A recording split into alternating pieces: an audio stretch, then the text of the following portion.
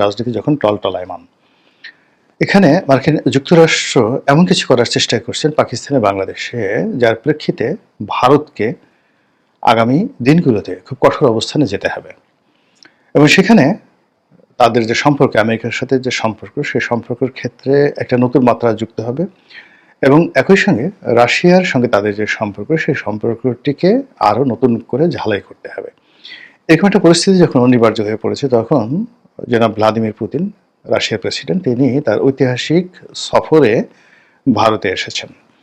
ভারতে তার এই সফরটি নানা কারণে খুবই গুরুত্বপূর্ণ। এর কারণ হলো এই সময়টিতে ইউক্রেন এবং রাশিয়ার যে যুদ্ধ, সেই যুদ্ধ বন্ধ করার জন্য আমেরিকা রীতিমতো পাগল হয়ে পড়েছে। দ্বিতীয়ত, মিস্টার ডোনাল্ড ট্রাম্প এই যুদ্ধটি বন্ধ করার জন্যে ব্যক্তিগতভাবে তিনি দায়বদ্ধ হয়েছিলেন নির্বাচনের আগে।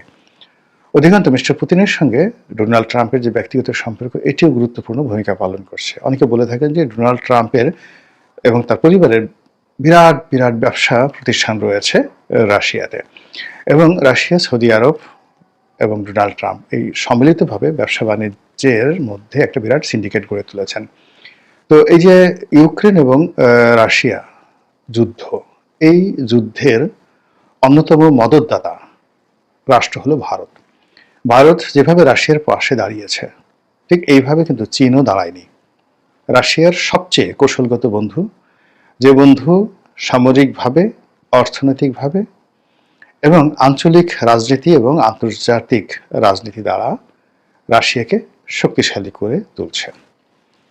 এবং সাম্প্রতিক সময় ভারত যেভাবে তাদের শক্তিমত্তা নিয়ে পুনরায় আবার আফগানিস্তানে তারা ঘাঁটি পেতেছে এবং আফগান সরকারকে যেভাবে তারা আশ্রয় প্রশ্রয় দিচ্ছে, তাতে করে তালেবান, দিল্লি এবং রাশিয়ার যে নতুন একটি চক্র গড়ে উঠেছে, শক্তি গড়ে উঠেছে, সেই শক্তির সঙ্গে আবার চীন, তারপরে তালেবান, এই চক্রটি নিজের অজান্তে যুক্ত হয়ে যাচ্ছে। আফগানিস্তানকে কেন্দ্র করে রাশিয়ার সাথে আমেরিকার সম্পর্ক, আফগানিস্তানকে কেন্দ্র করে ভারতের সাথে পাকিস্তানের সম্পর্ক, একেবারে টান টান উত্তেজনাকর অবস্থা যখন চলছে, তখন মিস্টার পুতিন যে দিল্লিতে আছেন, তাকে গত 100 বছরের মধ্যে সবচাইতে রাজকীয় এবং জাঁকজমকপূর্ণ সেই সংবর্ধনা ভারত কর্তৃপক্ষ দিচ্ছে। আজ থেকে 100 বছর আগে ভারত স্বাধীন ছিল না, ব্রিটিশ মানে অধীন ছিল। কিন্তু সেই যদি 1925 থেকে আজ অবধি ধরেন 2025 পর্যন্ত, এই 100 বারের মধ্যে দেখা গেল অনেক ব্রিটিশ রাজপুরুষও দিল্লিতে এসে যে সংবর্ধনা পাননি, তার চেয়ে অনেক গুরুত্বপূর্ণ সংবর্ধনা এই মুহূর্তে মিস্টার পুতিন পেয়েছেন। এটা ভারতের স্বার্থে ভারত সেটা করেছে, এবং মিস্টার পুতিনও ভারতে এসেছেন অনেকটা দরাজ দিলে। তিনি ভারতকে সব দিতে চান। তার যত মিলিটারি ট্র্যাক্টিস রয়েছে, যত কৌশলগত রণবিদ্যা রয়েছে, তার যত অর্থ রয়েছে, বিত্ত রয়েছে, ব্যবসা রয়েছে, বাণিজ্য রয়েছে, সব অকাতরে তিনি দিতে চান। এটা নিয়ে ভারতের রীতিমতো এখন হই হই রই রই একটা অপুজোর আনন্দ। কিন্তু এই বাংলাদেশে আমরা এটা নিয়ে কি চিন্তা ভাবনা করব? রাশিয়ার সঙ্গে ভারতের যে সম্পর্ক, সেই সম্পর্কতে ডক্টর মোহাম্মদ ইউনূসের কি উপকার হবে, ক্ষতি হবে, এটি নিয়ে ইউনূস সরকার হয়তো চিন্তা ভাবনা করছেন। কিন্তু ইতিমধ্যে যে ঘটনাটা আমরা দেখতে পাচ্ছি, তা হলো মিস্টার পুতিনের দিল্লি সফরকে কেন্দ্র করে আওয়ামী লীগের মধ্যে রীতিমতো খুশির বন্যা বয়ে যাচ্ছে। যেটি আশা করছিলাম যে এরকম মিস্টার পুতিনের যে ভারত আগমন, এটাকে কেন্দ্র করে আওয়ামী লীগ গুজব ছড়াবে যে দিল্লিতে শেখ হাসিনার সঙ্গে পুতিনের জরুরি বৈঠক হয়েছে। এখন সেই বৈঠক শেখ হাসিনার বাড়িতে হতে পারে, অথবা শেখ হাসিনাকে নিয়ে সেই ভারতীয় কর্তৃপক্ষ পুতিনের সঙ্গে তার বৈঠক করাতে পারেন কোনো রাষ্ট্রীয় অতিথি ভবনে, অথবা তিনি যে হোটেলে আছেন, অশোকা মৌর্য হোটেল, সেখানকার প্রেসিডেন্সিয়াল প্যালেসে হতে পারে।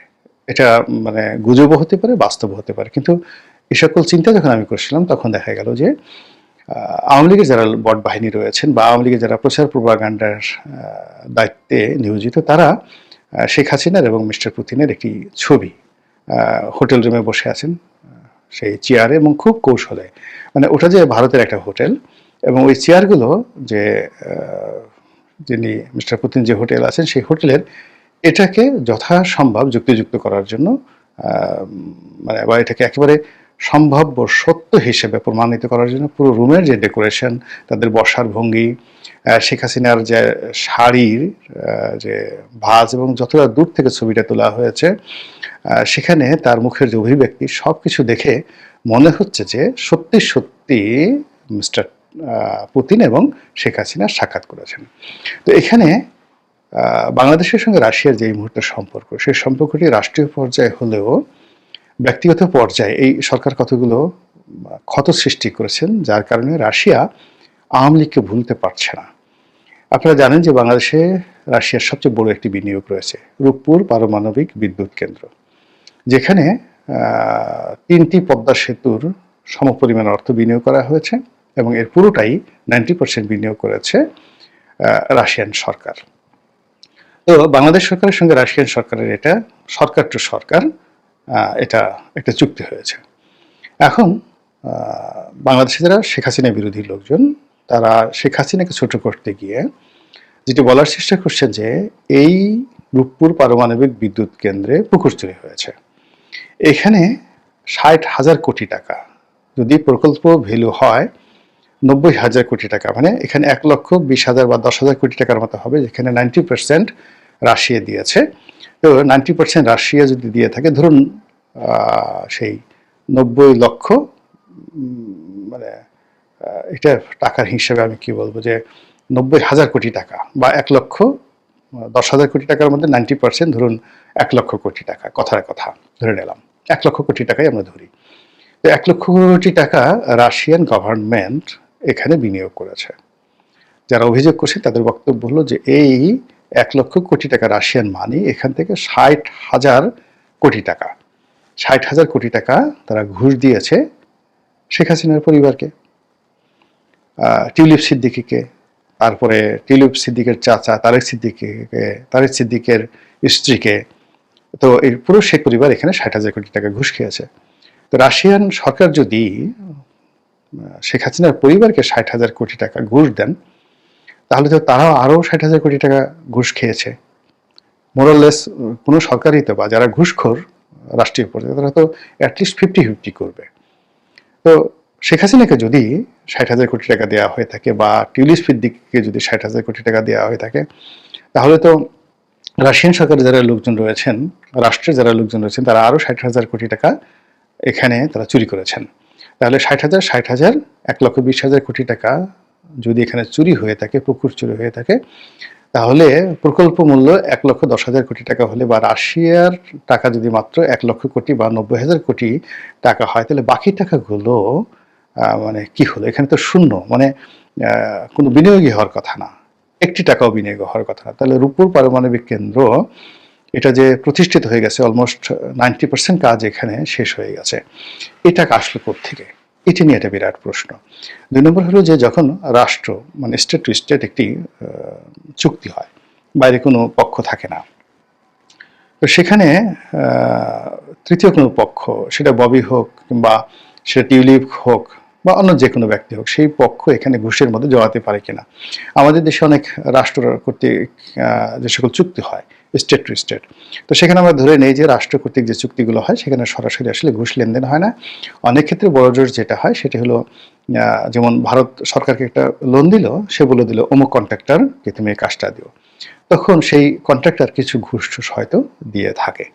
কিন্তু যে ক্ষেত্রে রাষ্ট্র কোনো কন্ট্রাক্টর নিয়োগ না করে লোন দেয় রাষ্ট্র, বাস্তবায়ন করে রাষ্ট্র নিজে, তো এক্ষেত্রে টাকা দিয়েছে রাশিয়ান গভর্নমেন্ট এবং সেইটা বাস্তবায়ন করেছে, এখনো পর্যন্ত করে যাচ্ছে রাশিয়ান সেই পরমাণু বিভাগ, বিদ্যুৎ বিভাগ বা গ্যাসপ্রম যেটা রয়েছে, তাদের জ্বালানি বিভাগ সরাসরি এখানে তাদের মানে কর্মকাণ্ড পরিচালনা করছে। তো সেখানে ঘুষটা লেনদেন যদি হয়ে থাকে সরাসরি, এই ঘটনার সাথে পুতিন জড়িত, এই ঘটনার সাথে রাষ্ট্রের সর্বোচ্চ শিখর জড়িত আছে বলেই ধরে নেওয়া হয়। তো সেক্ষেত্রে হলো কি, এই সরকারের সঙ্গে প্রথম থেকেই রাশিয়ার একটা টানাপোড়েন সম্পর্ক যাচ্ছিল, কিন্তু ভারতের সাথে যেভাবে সম্পর্কটা একেবারে দা কুমড়া অহিনকুল, ঠিক রাশিয়ার সাথে এরকম দা কুমড়া অহিনকুল যায় নাই, কিন্তু রাশিয়া নিঃসন্দেহে অপমান বোধ করেছে, মারাত্মক অপমান বোধ করেছে। তো সেই কারণে পুতিনের সঙ্গে রাশিয়ার সঙ্গে আওয়ামী লীগের যে সম্পর্ক, সেই সম্পর্কটা অতীতের যে কোনো সময় চাইতে আরও কৌশলগত হবে এবং রাশিয়া সাংগতিক কারণে চাইবে যে বর্তমান সরকারের পরিবর্তে আগামীতে আবার আওয়ামী লীগ ক্ষমতায় আসুক। এগুলো এক। দুই নম্বর হলো যে আমাদের মহান স্বাধীনতা যুদ্ধের যে ইতিহাস পরিবর্তন হয়ে যেত যদি রাশিয়া বাংলাদেশের পাশে না দাঁড়াতো কিংবা মুক্তিযোদ্ধাদের পাশে না দাঁড়াতো, ইন্দিরা গান্ধীর কথায় সাড়া না দিত, বঙ্গবন্ধুর কথায় সাড়া না দিত, তাহলে বাংলাদেশের মুক্তিযুদ্ধ সফলতা পেত কিনা সন্দেহ। মুক্তিযুদ্ধ পরবর্তী সময় আমাদের বাংলাদেশে রাশিয়ান বাহিনীর উপস্থিতি, এক্সপার্টদের উপস্থিতি, বিশেষ করে যেভাবে পাকিস্তানি হানাদাররা আমাদের চট্টগ্রাম বন্দরকে মানে গ্রেনেড দিয়ে, টর্নেডো দিয়ে, টর্পেডো দিয়ে, মানে ভূমির নিচে যে সকল মাইন পাতে, নদীর নিচে যে সকল মাইন পাতে, এবং যেভাবে তারা শত শত জাহাজ ডুবিয়ে দিয়ে কর্ণফুলী চ্যানেলটিকে চলাচলের অনুপযুক্ত করে দিয়েছিলেন, এটা রাশিয়ান সরকারের সহযোগিতা না হলে হয়তো বাংলাদেশ ভারতের সহযোগিতা নিয়ে এই কাজটি 5 বছরে করতে পারতো না। আর এককভাবে বাংলাদেশের প্রযুক্তি দিয়ে ওই কাজ কোনোদিন সমাধান করা সম্ভব ছিল না। তো যুদ্ধবিধ্বস্ত বাংলাদেশ পুনর্গঠনে এক্ষেত্রে রাশিয়া যে সাহায্য করেছে, সহযোগিতা করেছে, এটা ঐতিহাসিকভাবে সত্য। কাজে আমাদের মুক্তিযুদ্ধের সঙ্গে রাশিয়ার একটা সম্পর্ক রয়েছে, আর মুক্তিযুদ্ধের নেতৃত্বকারী দল হিসেবে আওয়ামী লীগ, আর সেই আওয়ামী লীগের শাসনকাল শেখ হাসিনার জামানাতে পুতিনের সঙ্গে রাশিয়ার সঙ্গে বাংলাদেশের একটা অসাধারণ সম্পর্ক গড়ে উঠেছিল, বেটার দ্যান ইভেন যাকে বলা হয় ভারত বাংলাদেশের সম্পর্কের বাইরে অসাধারণ একটি সম্পর্ক গড়ে উঠেছিল। তো সেই সম্পর্কটি কথা বলবে, কাজ করবে, এবং সেই সম্পর্কটিকে পুঁজি করে উভয় রাষ্ট্র চেষ্টা করবে তাদের ফায়দা আদায় করার জন্য, এবং ব্যক্তি হিসেবে শেখ হাসিনা কিংবা পুতিন চাইবেন যে এই সম্পর্কের দোহাই দিয়ে কিছু একটা করার জন্য। তো সেটাই এই দিল্লি সফরের সময় আওয়ামী লীগের লোকজন প্রচার করার চেষ্টা করছে। কাজেই এটা গুজব হতে পারে, আবার সত্যও হতে পারে, কিংবা ধরুন একেবারে তাদের একেবারে সাক্ষাৎ হয়নি, 100% গুজব। কিন্তু যে প্রেক্ষাপট তৈরি হয়েছিল মিস্টার পুতিনের সঙ্গে, এবং যে প্রেক্ষাপট তৈরি হয়েছিল 1971 সনে আওয়ামী লীগ জামানাতে রাশিয়ার সঙ্গে বাংলাদেশের সম্পর্কের যে একটা ধারাবাহিক ইতিহাস গড়ে উঠেছিল আওয়ামী লীগের এই দুর্দিনে, মিস্টার পুতিন তাকে স্মরণ করবেন, এটাই স্বাভাবিক। আর অন্যদিকে আওয়ামী লীগ পুতিনের ভয় দেখিয়ে, রাশিয়ার ভয় দেখিয়ে বর্তমান সরকারকে নাস্তানাবুদ করবে, এটাই স্বাভাবিক। তো সেই কাজটা চলছে, গুজবের কাজটাই চলছে। কিন্তু আল্লাহ না করুক যদি সত্যিকার অর্থেই রাশিয়া আওয়ামী লীগের ব্যাপারে, শেখ হাসিনার ব্যাপারে বেশি আগ্রহ দেখায়, এবং এই সময়টিতে এখানে আমেরিকা যেভাবে তাদের উপস্থিতি প্রমাণ করছে, যেভাবে এখানে ডিপ স্টেটের কথা শোনা যাচ্ছে, যেভাবে এখানে মানবিক করিডোরের কথা শোনা যাচ্ছে, সেন্ট মার্টিন দখলের কথা শোনা যাচ্ছে, এখানে বে অফ বেঙ্গল কে নিয়ে অর্থাৎ বঙ্গোপসাগরকে নিয়ে যেভাবে মার্কিন আগ্রহ দেখা যাচ্ছে, তাতে করে পুতিন যদি বাংলাদেশে চলে আসেন, শেখ হাসিনা তো দেখার কথা, এসে বাংলাদেশে কারোর সঙ্গে দেখা করেন আওয়ামী লীগের নেতৃবৃন্দের সঙ্গে, এটাও আশ্চর্য হওয়ার কিছু নেই। রাজনীতিতে শেষ বলে কোনো কথা নেই। মহান আল্লাহ আমাদের সবাইকে হেদায়েত দান করুন এবং হেফাজত করুন। আসসালামু আলাইকুম ওয়া রাহমাতুল্লাহি ওয়া বারাকাতুহু।